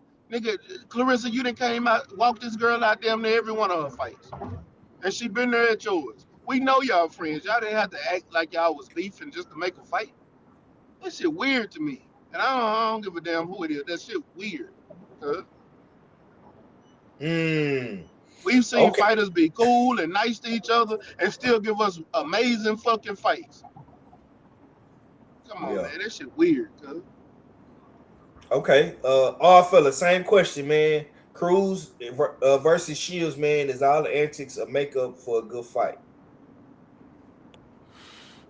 I agree with Max certain points that nobody was calling for this fight, and when it was called, we all knew how it was gonna go down, pretty much. But I disagree with Mac in the sense that this whole the theatrics that went left that turned into a serious altercation with that involved one of the husbands Over. who has a husband. I ain't know the quote had a Oh husband, yeah, my you're nigga. right. You're right. You're right. Be reaching. Be reaching. Salute, I know that. salute to yes, indeed. She said it's only one husband. Yeah, I know you They, want to they put that act like black that, love man. tag on there, but yo, let's not reach. There's only one husband in there, You're and he right. was getting You're right. and he was getting ping ponged up in there. You know what I mean? Like he been like what's been happening in his whole boxing career, Yeah, because I from just the figured amateur out to the pros. he was a boxer. You know what I From mean? he was an amateur getting beat up in the Olympic trials, and he got down. He was a pro getting beat up. Yo, Yeah, salute to Shava for letting me know that franchise husband is a boxer, a featherweight in the featherweight division. But yeah, he was getting ping ponged up in Michigan, and I think that adds some add some extra oomph to the fight now. And you know what I mean? So that once again, that's where I disagree with Mac. Uh, yeah, maybe they could have left the theatrics out of it, but I think after this little episode, and now that it's somewhat real beef, because you see the response from Franchine, you know what I Yeah. mean? Uh, And I was Clarissa. halfway believing in KG because KG better a couple last week over the weekend Yep. at the Rumble at the Raceway fights and whatnot, and she had this kind of aloof type of attitude. Like, and KG was feeling like, oh man, she just showing up for the paycheck. Well, after this shit went the way this shit went down, and seeing her husband getting, I guess, dragged and snuffed and yoked up and whatnot, the little featherweight, you know what I mean? Because I know there's some big boys in the D. You know what I mean? So he might have been having a hard time of it. But after seeing that, she might be, it might not be for the paycheck. She might be up for this fight. So we might see a little bit something extra from Franchine bringing to the table in this rematch. So yeah, I'm ready to see what goes down. I'm ready to see all the ring walks. You know what I mean? Especially the Sada Baby for the light heavyweight fight. You know what I mean? So yeah, this gonna be something real. You know what I mean? Salute to Detroit. Little Yeah. Caesars Arena is definitely gonna be lit tonight. Oh yeah. Facts. One thing. Salute to my boy Joe George out of H Time fighting on the undercard tonight. Yeah, salute to Joe, man. Yeah, man. I think, man. This brings more storylines. The ladies gonna have a little bit more extra oomph. You know what I'm saying? In a blood and it's gonna be interesting to see, man. And I agree wholeheartedly with what Tay is saying, man. This is gonna be an ugly fight. I think Cruz Dezern is gonna come out. And she's pissed off about what happened to her husband. And she's gonna try her best to, do what she do, man. And that's make fights ugly, sloppy. She's gonna, smother Maul, Clarissa. You know what I'm saying? And we're gonna see if Clarissa can, box clean. We finna find out how clean of a boxer she is. In his second go round with Cruz Dezern. They know each other. They know each other's style. They know each other's tendencies. They know what each other like to do. So I'm excited, man. You know what I'm saying? I agree with what Stay Ready did say, though. Nobody asked for this. We did not want to see this. I did not want to see this, but this is what this is what we're getting. I would love to see Shadasia Green. Hopefully Shadasia Green is in the building. Yeah. You know what I'm saying? Hopefully she's ringside. Hopefully she's a commentator. You know what I'm saying? Don't forget that they did say that Franchise Cruz is experiencing soreness and minor swelling in her knees and ankles tonight. Of So for the course, toughness that y'all hoping to see, yeah, I want to see yeah. of course, that big 500-pounder with the Twizzlers in his head fell right on her. You know what I mean, fell Fell right right on on her. top of her. Yeah, and then held her But back after she was trying to go get Glenn. You know what I mean? Go yeah, I'm get the the only real one that can husband. calm my husband down. Oh. Oh man. Oh man, ghetto activities, man. Where is Icewell Vezo and Peasy? Big ghetto activities going on. Iced Out Records at its finest. You know what I'm saying? Hey man, that's Detroit for you. You understand me, man? Yeah, man. Great weekend of boxing. Next week is gonna slow down a little bit. It's gonna pick back up in March and April. Next week we got Navarrete versus Sugar Nunez. That's probably a one-off card. You know what I'm saying? So we're gonna see how all this shit pan out. Yeah, we got a couple votes on going for next week because there's some fights that might be on the fence for some of the players, but we gonna see. Hey, I'm gonna say this right here, right now. We definitely gonna have to at least get one to make up for the Africa fight. At least one. At least one. Indeed. At least one. I'm not Yeah. gonna vote on all of them, but at least one. Hey, well, let me say this. salute to Tay Tay. You know what I mean? The real queen of MMA. Salute to her. She did actually drop a little donation for the US 6 fight pool. So that ups the pool. You know what I mean? That ups the little jackpot for the pool at the end of the season. So most definitely salute to her. Yeah. We're gonna dedicate week 5 to Tay Tay Brown for that donation. Thank you. Thank you, Queen. Thank Salute, you, Tay Queen. Tay. Salute. Thank you. Salute. She always coming through showing love, man. I love Tay Tay for that. Like I say, one of the nicest people on earth. Salute to Long Island, Strong Island, NYC, man. You understand me, man? All right, man. On that note, man, we're gonna get up out of here, man. We're gonna get ready for these fights that's coming on probably within the next 30 minutes. I believe that it's supposed to start. I don't know if it's 6 o'clock Eastern Standard Time or 7 o'clock Eastern Standard Time, but it's 5:30 right now in Texas, Central Standard Time. It is what it is, and it ain't what it ain't. US 6, you understand me? US 6 Sundays, man. Salute to my boy, our fella, man, Jay Steels. Salute to my brother Mizak. We had some other brothers missing. They weren't able to pull up today. My sister Shower wasn't able to pull up today. But I do appreciate everybody for tuning in, keeping the chat lit. You understand me? Make sure y'all subscribe, smash that like button, and share that stream. Then right, it's the Usual Suspect team. Mizak, man, let the people know when is the Agnew podcast dropping and what should we expect on the show for next week.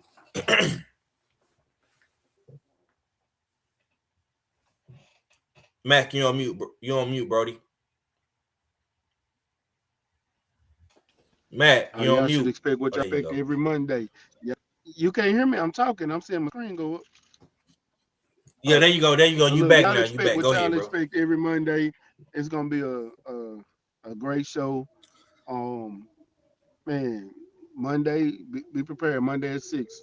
Agnew podcast is gonna be dropping. Tune in. The whole crew back this week. Whole crew.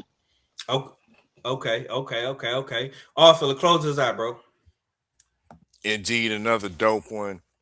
And speaking of the Agnew podcast, Cedric Agnew, the host of the Agnew podcast, will be on Tales from the B-Side. That's coming on in about a half hour right now. You know what I mean? Come on 7 p.m. Eastern time. So y'all go over to US 6 Sports and Entertainment Hub. We got Cedric Agnew, of course, hosted by the good Dr. KG, as well as TD Sports Talk. It also will be simulcast on TD Sports Talk's channel on YouTube. So yes, Cedric Agnew, you know what I mean, former light heavyweight title challenger, will be breaking down some stories on Tales from the B-Side. US 6 Sports and Entertainment Hub. Y'all know what it is. It's your favorite yet your most hated odd fella. Salute to the usual suspects, and I'm Gizon. Yes, sir, man. Tales from the B-Side, man. Big Said from the Shy, the fly guy, the cocky one, will be on Tales from the B-Side, man. That is coming up real soon. Will be dual stream on TD Sports Talk and US 6 Sports and Entertainment Hub. Another dope collab from TD and KG, man. Y'all be on the lookout for that. And y'all make sure to get ready for these fights tonight, man. Hopefully we get the Beltway tomorrow. Bullshit on the Beltway Agnew podcast dropping. And it's just like that. We up out of here, though. Deuces. Brought to you by Usual Suspect 6. Tap into all the shows. Real conversations with KG. Is that right now? I'm at peace right now. You know, things get hectic as it gets closer to the fight. Okay. Do we got a fight? Yeah, I fight April 10th at the Prudential Center. Bullshitting on the Beltway with Supreme Beast Boxing. And now the co is the main event. So that's the way I look at it. That's my philosophy. Trill Thursdays and Usual Suspect Sundays with hard. I'm talking about it's really just about stacking this money, man. Getting on these singles, damn positive, you know what I'm saying? Putting it in their face by any means. Tales from the B-Side with KG and TD. Needed to fill out additional paperwork to clarify. Yes, we did. Yes, we did. That is the paperwork that you see there. Okay. Open mic featuring you. You know, that was a close fight. You know, he got dropped a couple times, but I thought he. We do not care. Wow.